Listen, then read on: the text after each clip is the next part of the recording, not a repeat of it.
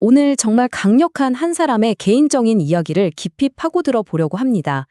바로 진리를 찾으려는 한 남자의 탐구가 어떻게 그의 인생 전체를 바꾸는 여정이 되었는지 나빌 쿠레시의 이야기입니다. 자, 이 이야기 속으로 한번 들어가 보죠. 그의 변화가 얼마나 대단했는지 알려면 먼저 그가 어떤 세상에 살았는지부터 알아야 해요. 그의 세상은 말 그대로 이슬람이라는 아주 독실한 믿음 위에 세워져 있었거든요. 나빌의 어린 시절은요, 정말 신앙심 깊고 행복했다고 해요. 그의 정체성 자체가 이슬람 신앙과 그냥 하나였다고 볼 수 있죠. 그의 가족은 정말 독실한 무슬림이었습니다. 생각해보세요. 5살 때 이미 아랍어로 된 쿠란 전체를 다 읽었고요. 일상생활 자체가 그냥 이슬람 기도 중심으로 돌아갔던 거죠.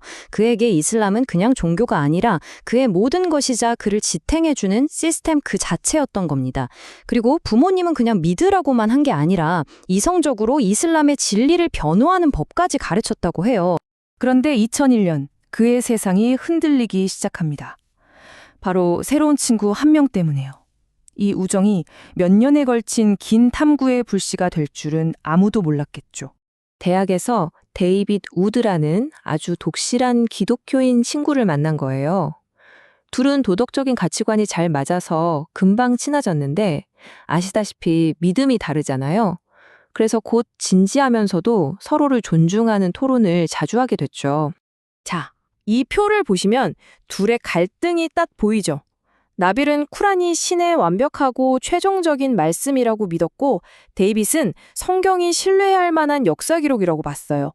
나빌 생각에 복음서는 변질된 책이었지만 데이빗은 예수의 삶을 정확히 담고 있다고 주장했죠. 그리고 가장 큰 차이, 예수는 위대한 선지자일 뿐이라는 나빌과 예수는 신의 아들이자 신이라는 데이빗. 완전히 다른 두 세계관이 부딪힌 겁니다. 바로 여기서 나빌의 기나긴 여정이 시작된 거죠.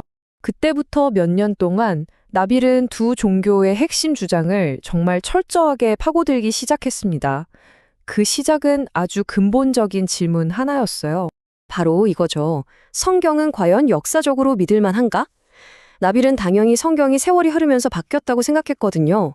그런데 친구 데이빗이 보여준 증거들은 좀 달랐어요. 예를 들어 5,000개가 넘는 고대 그리스어 사본들이 있는데 내용이 놀라울 정도로 일치한다는 거예요. 이 사실이 나빌의 생각을 흔들기 시작했죠.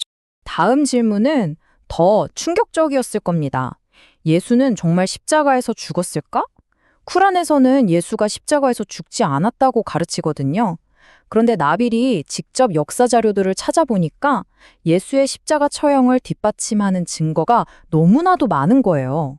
이건 정말 큰 충격이었을 겁니다. 그리고 마지막 질문, 예수가 정말 스스로를 하나님이라고 주장했나? 나빌은 이것도 나중에 사람들이 꾸며낸 이야기라고 굳게 믿고 있었어요.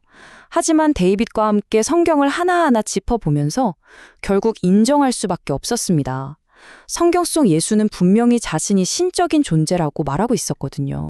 결국 2004년쯤 되니까 나빌은 더 이상 지적으로 이슬람을 변호할 수가 없게 된 거예요. 기독교의 증거들이 너무 강력했기 때문이죠. 하지만 머리로 이해하는 것과 마음으로 받아들이는 건 또 다른 문제잖아요. 증거만으로는 충분하지 않았던 겁니다. 완전히 길을 잃은 느낌이었을 거예요. 이성만으로는 답을 찾을 수 없다고 생각한 나빌은 이제 신에게 직접 매달리기 시작합니다. 제발 어떤 신호, 표적이라도 보여달라고 간절히 기도한 거죠. 그랬더니 정말 신기한 일들이 일어나기 시작해요. 처음엔 호텔 벽에 수백 개의 십자가가 보이는 환상을 봤는데 에이, 내가 너무 예민해서 그런 거겠지 하고 넘겼어요. 그래서 아예 꿈으로 보여달라고 기도했죠. 이슬람에서는 꿈을 중요한 계시로 여기거든요. 첫 번째 꿈에는 뱀이랑 귀뚜라미, 이구아나가 나왔는데 이슬람식으로 해몽을 해보니 이슬람이 기만적이다라는 뜻으로 해석됐어요. 두 번째 꿈에서는 천국잔치에 들어가려는데 좁은 문을 통과하지 못하는 꿈을 꿨고요. 이건 복음을 받아들이지 못하는 자기 모습 같았다고 해요. 마지막으로 모스크 밖에 있는 계단 꿈을 꿨는데 부모님이 가진 꿈 해몽책을 찾아보니까 진리와 지식을 향한 탐구를 의미했대요. 이 모든 꿈들이 신기하게도 한 방향을 가리키고 있었던 거죠. 이제 지적인 증거와 영적인 체험이 모두 한 곳을 향하고 있었습니다.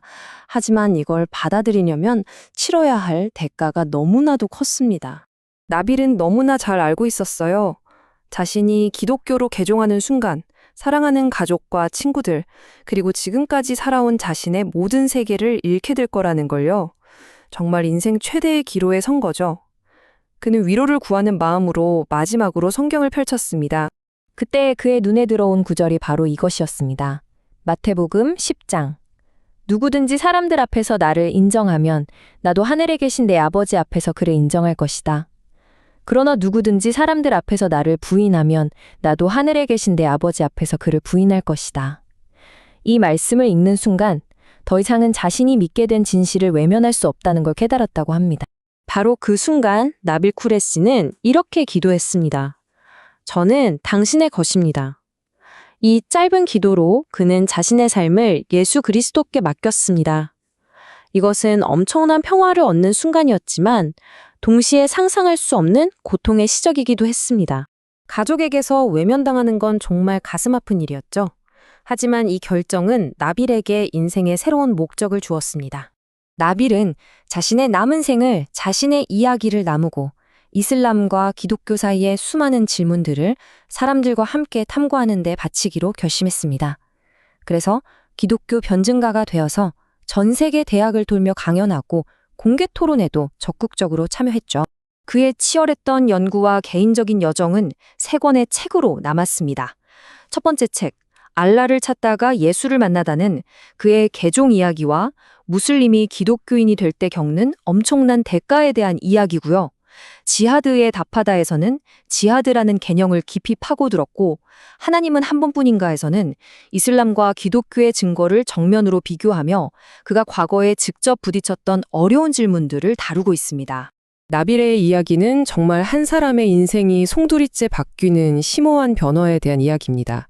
이 이야기를 통해 우리는 이런 질문을 던져보게 됩니다. 과연 증거와 신앙, 그리고 한 사람의 정체성은 어떤 관계를 맺고 있을까요? 그리고 우리는 우리가 진실이라고 믿는 것을 위해 과연 어디까지 희생할 수 있을까요?